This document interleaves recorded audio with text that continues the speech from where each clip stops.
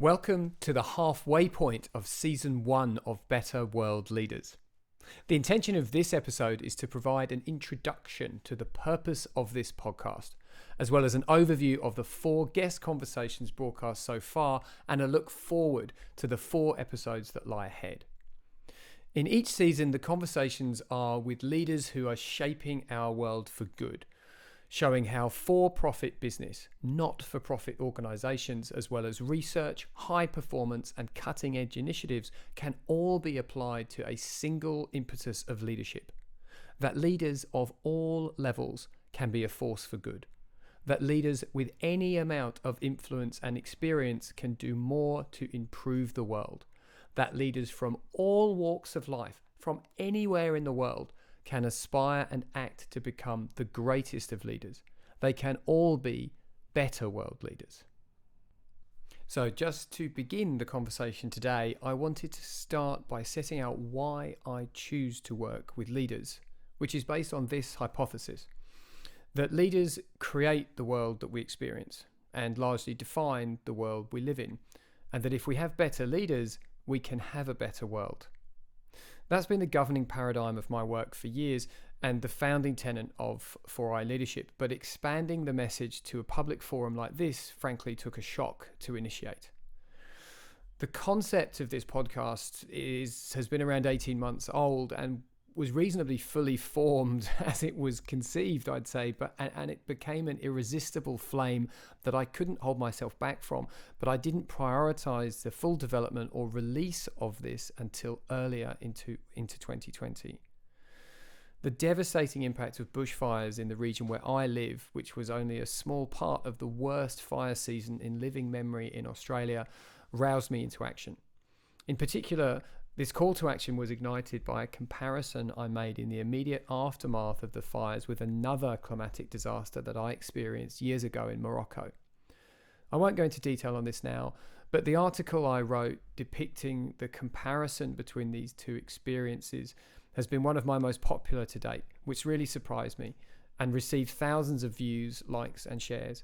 And the feedback showed me that this experience of a real drive to impetus and an ignition of a modality of change and doing something positive compared with not doing enough back then.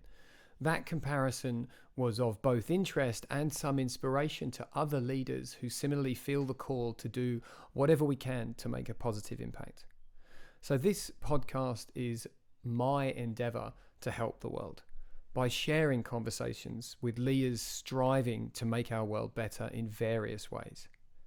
And doing so in a way which I hope will be engaging, enthralling, and inspiring, as well as informative and instructive, so you can build your capability as well as your desire to go forward as a leader, better prepared and more able to have a positive impact for good in whatever arena you choose to lead in.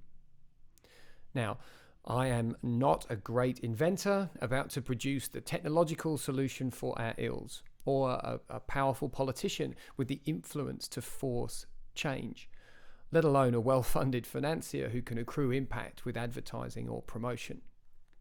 I believe in groundswell, in creating movements, and in building community. That is the modality that I believe is the most sustainable way to initiate and maintain momentum. This is not about me. It's about you. It is about us, and those like us who do what we can to take the small steps each day, every day, to make a consistent progression towards a better world. The guests are the rock stars, the change makers, the pace setters.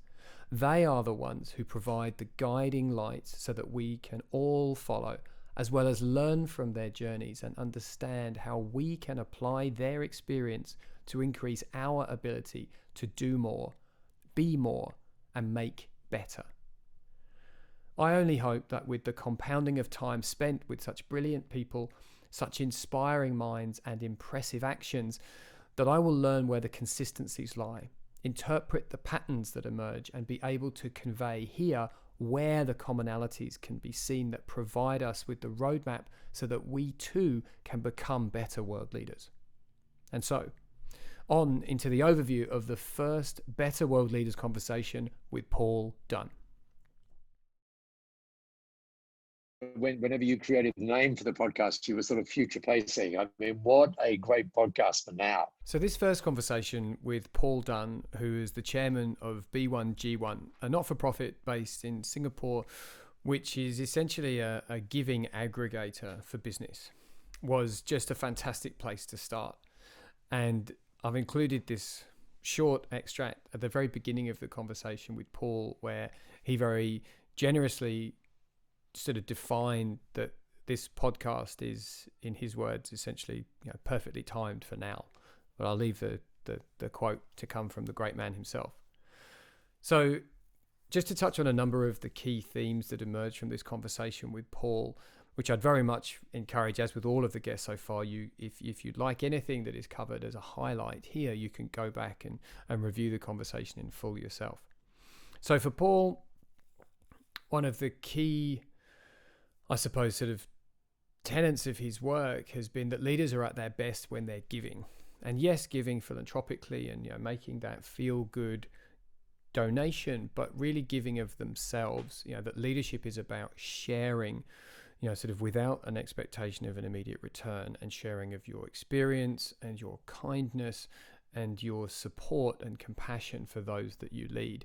And that really for Paul, as a leader, your first customer, your number one priority, and those that should receive your focus and your priority first are your team. That your team is your first customer. And that born out of that has come for Paul, I think, this fantastic way of leading the organization that B1G1 is, and all of the contacts that I have had with the greater organization since first interacting with Paul has very much resounded of this sense that they look out for each other and look after themselves, and they've created this fantastic value-centric culture as a result of that. And B1G1 itself comes out of this vision that a mentee of Paul's, Masami Saito, had of imagining a world where every time business is done, something great happens.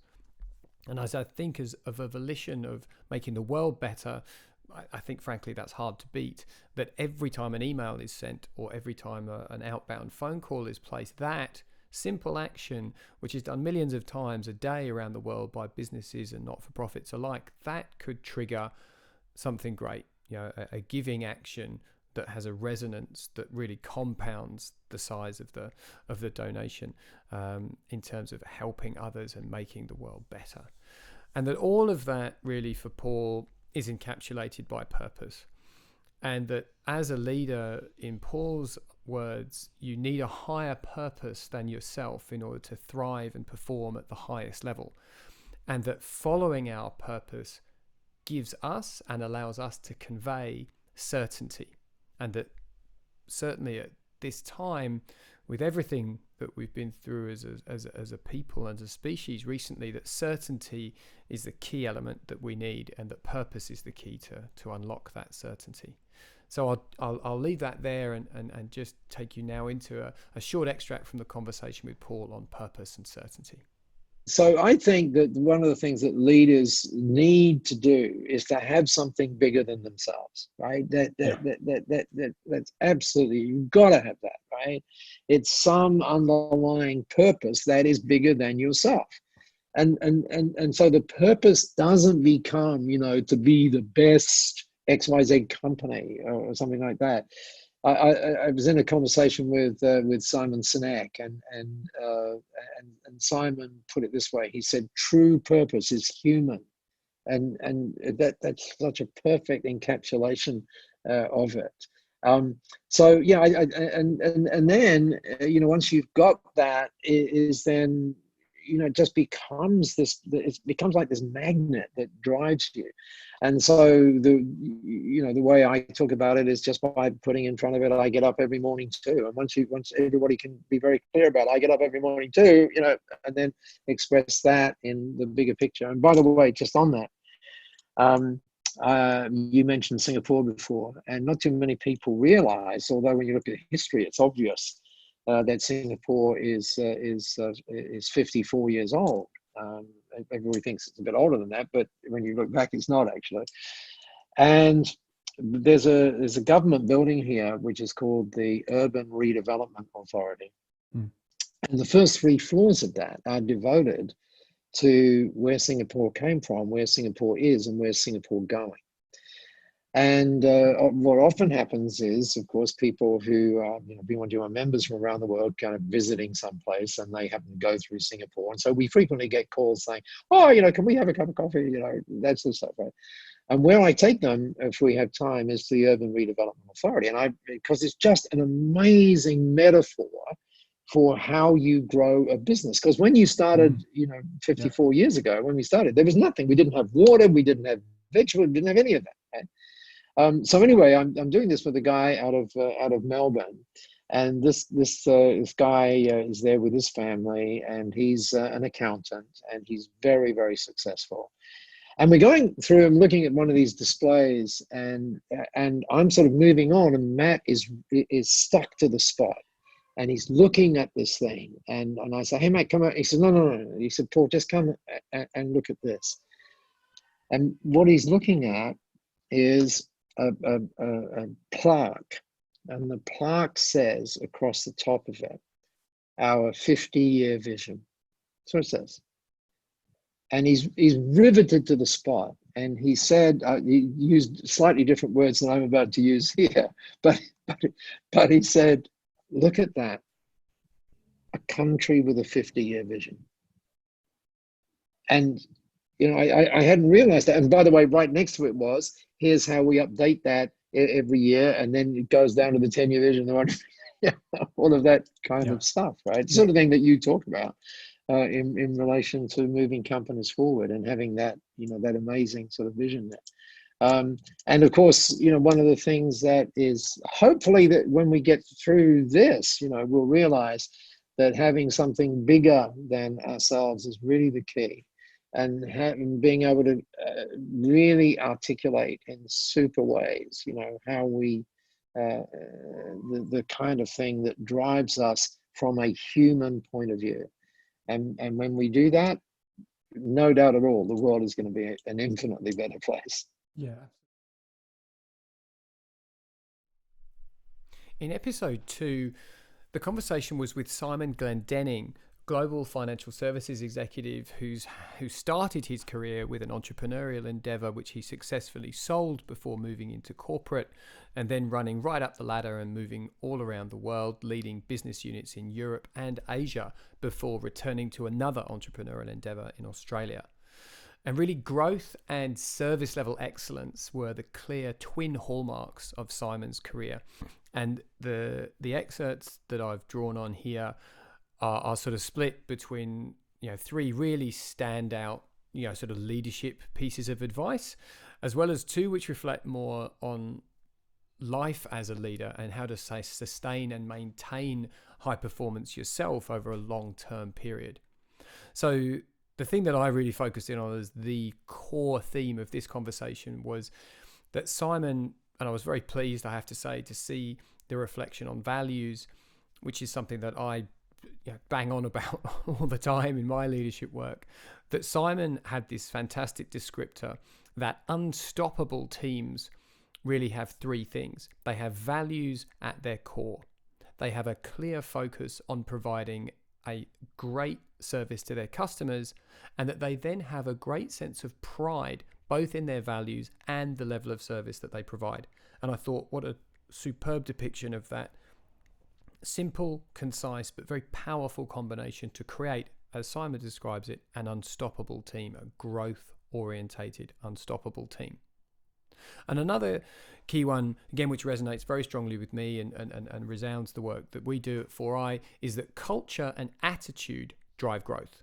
You can have capital, you can have funding, you can have the best and most brilliant ideas, but if you lack a cohesive culture and a values-driven attitude, then growth will inevitably falter and you will under-deliver on your potential.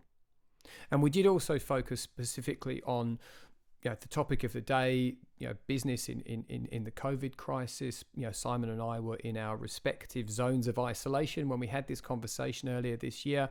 And one of the key messages in that part of the conversation came from Simon around the best way to grow in a crisis, in his view, was to enable your teams with empowerment within very clear parameters, and that is the best way to grow in a crisis. Let people do what they do best, but give them certainty, to reference Paul Dunn again, and give them very clear sort of operating processes and parameters within which to operate, and then basically let them get on with it. And then when the conversation turned more towards the life of an executive leader and how you can sustain yourself, there were two very specific points in the conversation that I really enjoyed and thought were very, very significant from Simon. One was to not attach happiness to specific goals, but to focus on the end game, and more so to be empowered by the overall purpose. Again, a clear correlation with Paul Dunn in the previous conversation. And that also to have curiosity to your leadership, to have a growth mindset, and to keep learning is a great way to find balance between life and work.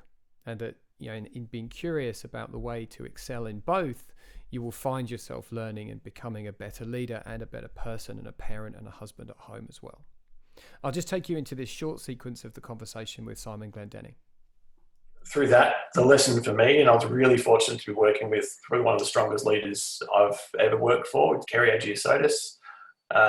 Just really clear communication. Myself, personally, I knew exactly what was expected of me. That made it very easy for me to then further communicate to my staff and for us to be able to deal with our clients.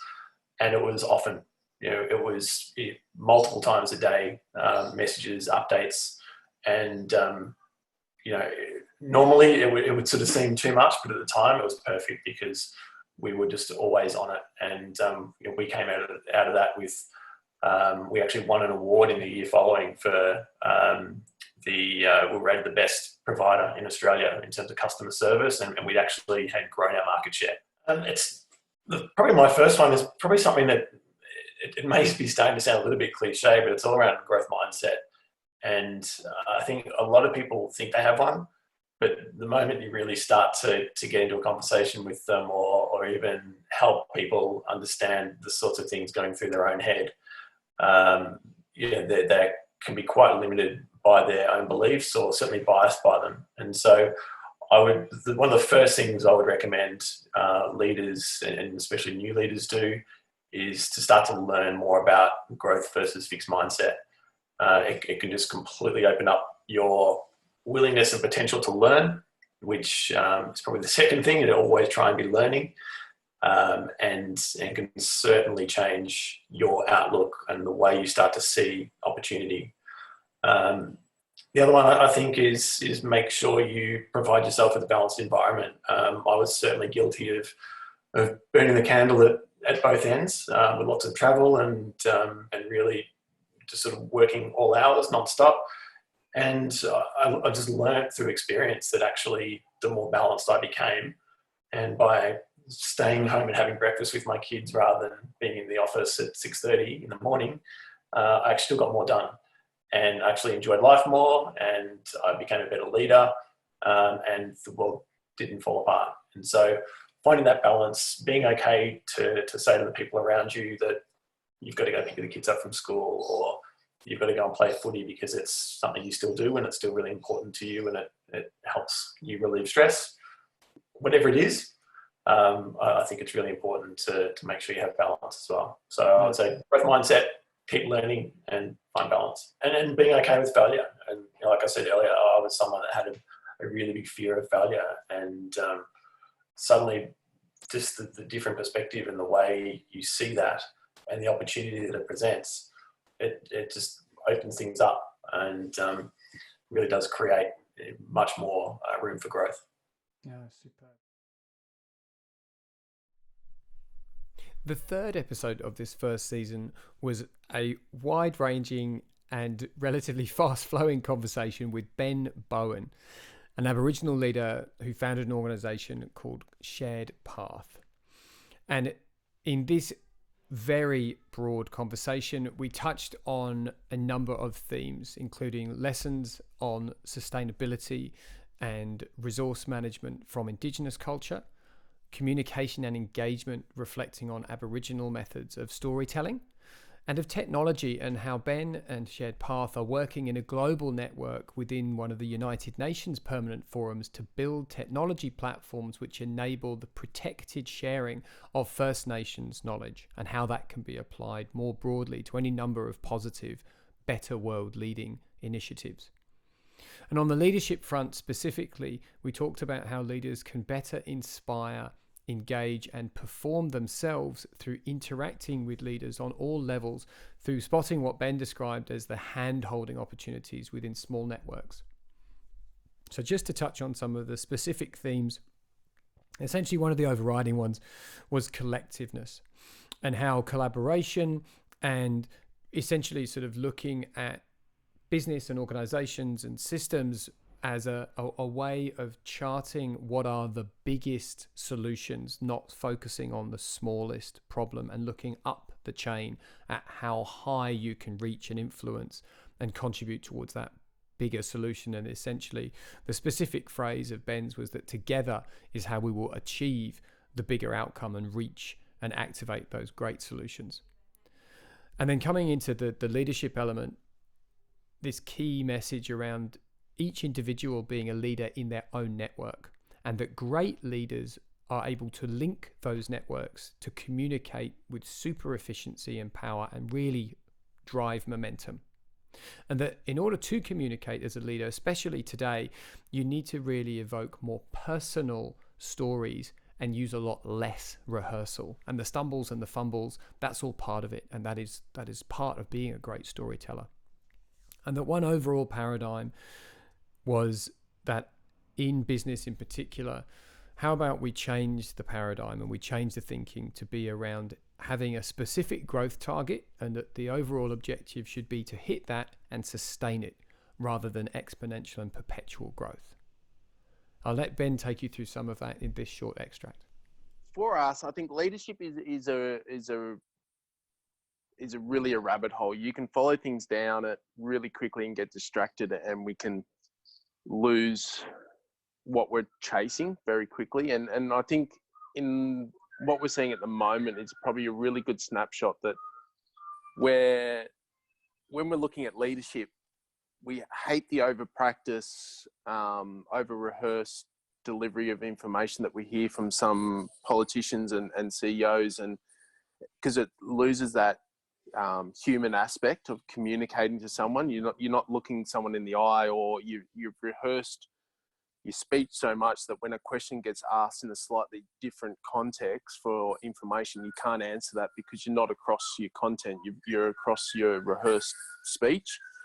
So what I'd really encourage people to do is start looking at how you ensure your human aspect of your communication, and it's looking at your vulnerability. And there's a lot of great examples of this sort of stuff, and I see it in our communities all the time, that we have not just our elders but even younger people standing up and and looking down the barrel of a camera, or looking at an audience and delivering a personal story or a really powerful image of why they're giving the information they're about to disseminate to you. And it gives you this context, and it gives you this person and this humanity that you're grabbing onto, this vulnerability, that then when you're getting the information, even if it's a little bit more rehearsed, it's given you this context of where it's come from. And that's a really powerful tool. It can be delivered really badly. And I think that's what we're seeing in the world of politics at the moment, where politicians try to create a false narrative around the background of their policies and then try to give it that way. But when you're honestly built into this model and you stand up in front of someone and deliver a message, I think that's probably the best way to gather a team around you, or give people that information where they can understand how to connect with you as a leader. That would be my number one point: vulnerability. The second ones I would touch on is understanding what leadership actually means to people. Is totally different, and it's touching back onto the technology now, we're in a period of data growth that's exponential, and we're tripling the rate of human data on basically a 3-day period now of history. So we're rapidly developing so much more data and content out there. How much of it is true data and correct data, and how much is false, is to be argued. But what's interesting about this exponential growth in data is it's between 80 and 90% of it that is daily produced is visual, unstructured data, so video or image. And a lot of what we're looking at now with leadership, which is a verbal communication, is we are quickly to leave behind the visual concepts of that leadership. Looking at the visual concepts of leadership, and in the Australian context of that, is we look at how quickly we are to dismiss or judge people. Like Prime Minister at the moment, the perfect example is the smirk or the handshakes, or the fact that people didn't like Abbott because of the way that he walked, or, Rudd flicked his hair too much. That, those things were the undoing of a lot of people. And it wasn't that we dismissed the content of what they were saying. It's because we were judging them by this measure, which is visual.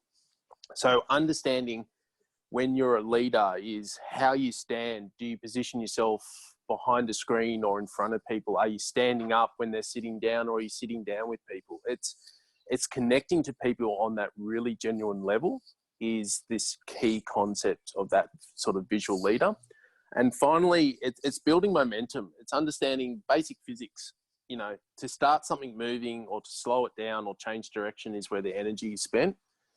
And as an individual leader, you can't necessarily do that. So it's understanding how you build those around you to help people all row in the same direction, so to speak, or change the direction of a project or a message.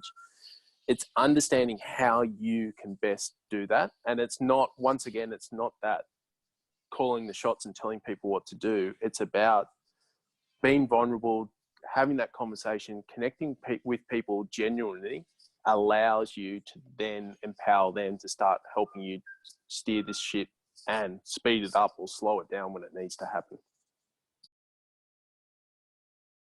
So the 4th episode of Better World Leaders was with Alison Fischer, who shared an incredible journey of surviving abuse whilst continuing to lead throughout as a customer engaging executive in an American corporate.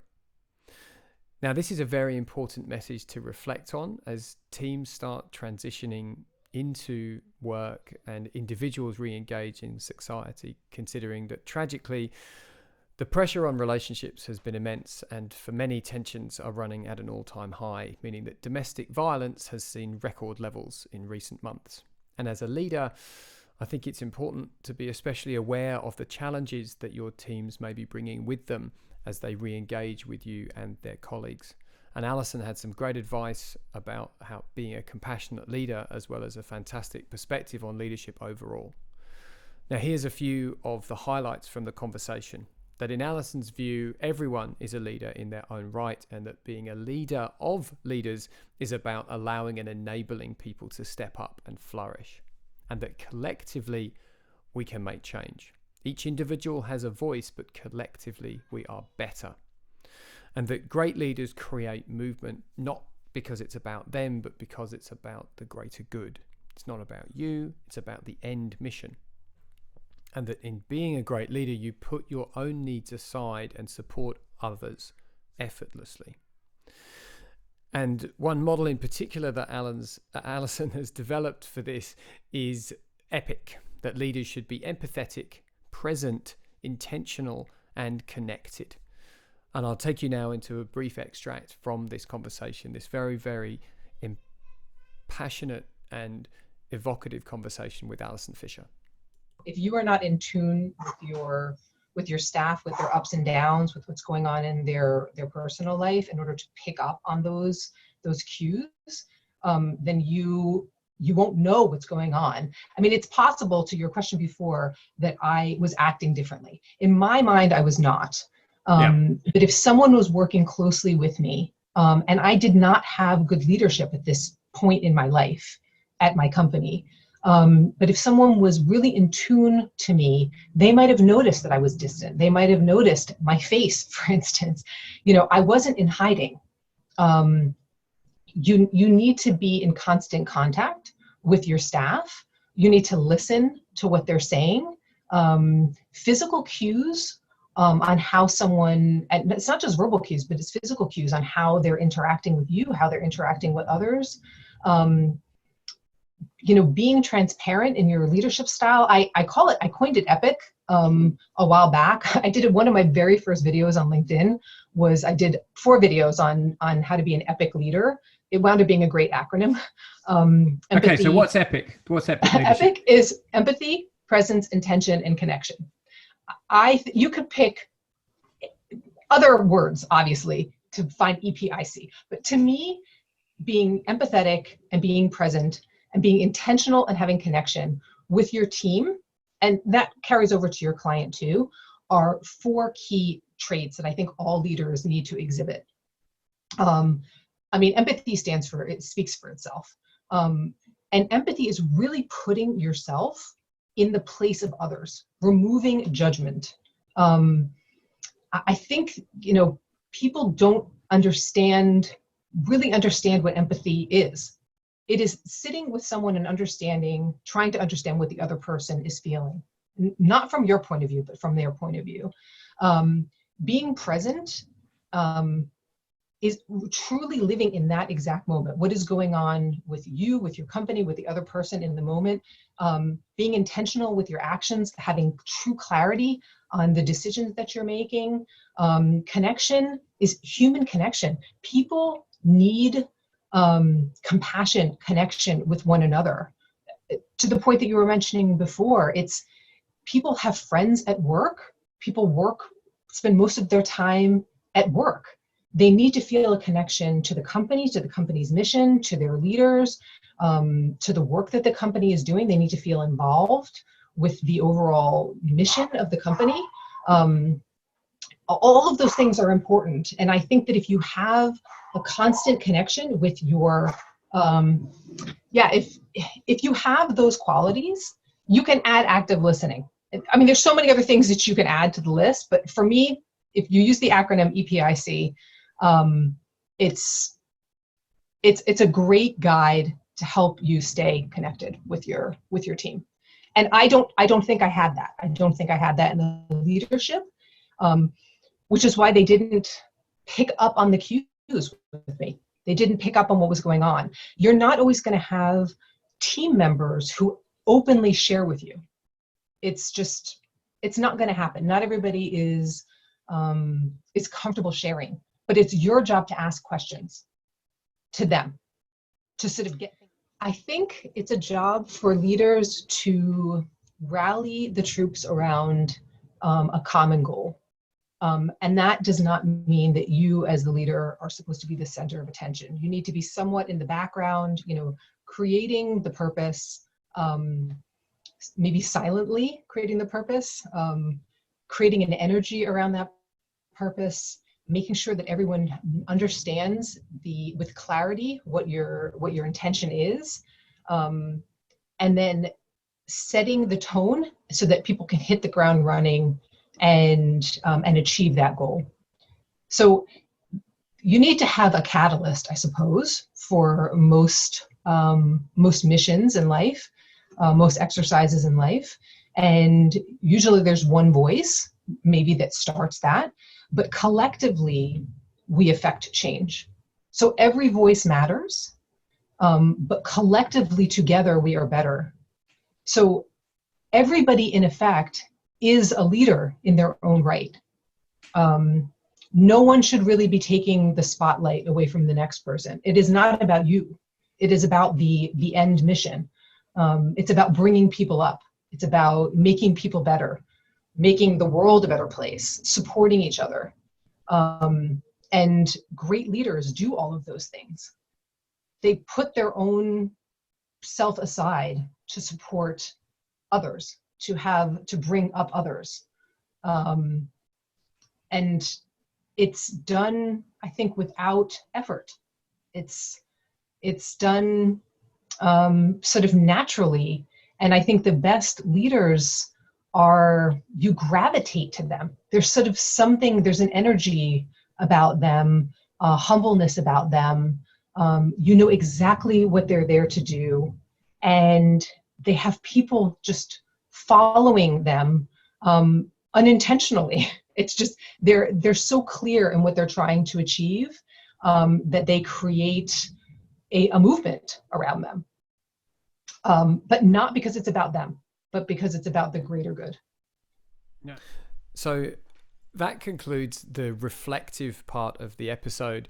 Just looking back and sharing some of the key themes and highlights of those 4 episodes broadcast so far. I hope you've enjoyed that. And if anything in particular has, sort of aroused your curiosity, of course, you can track back and listen to the conversations in full.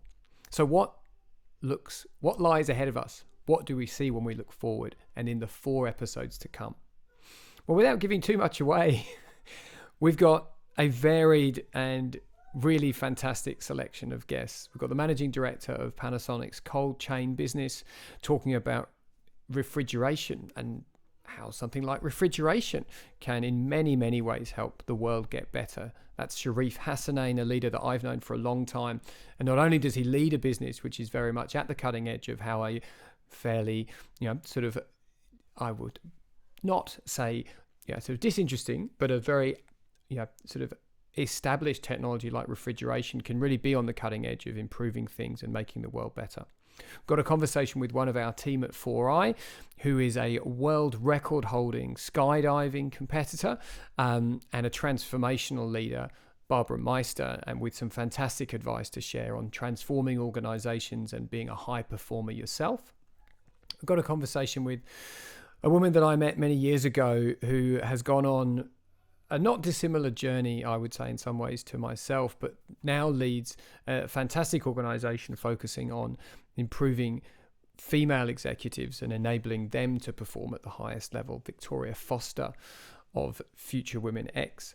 And finally, Rachel Abel, a local Australian fellow podcaster and executive leadership coach, who has her fascinating interpretation of how leaders can make a positive change in the world. And I'd highly recommend that you also check out her podcast, The Missing Piece. That is what lies ahead of you in the remaining 4 episodes of season 1 of Better World Leaders. That concludes this episode, the halfway point of the first season of Better World Leaders. Thank you for your time and attention. I hope you've enjoyed this discussion, this review, and I hope that if you haven't already, we will have piqued your curiosity and that you will now go and listen to some of these conversations in full, because believe me, there is so much greatness in each of these leaders, and we have captured even just a small amount of it, but that will be sufficient, I think, to increase your capacity to lead towards a better world. And I hope that you'll agree that we've achieved our purpose today in enabling you to become a better world leader. Thank you for your time and attention. I look forward to seeing you in the next episode and the rest of this season.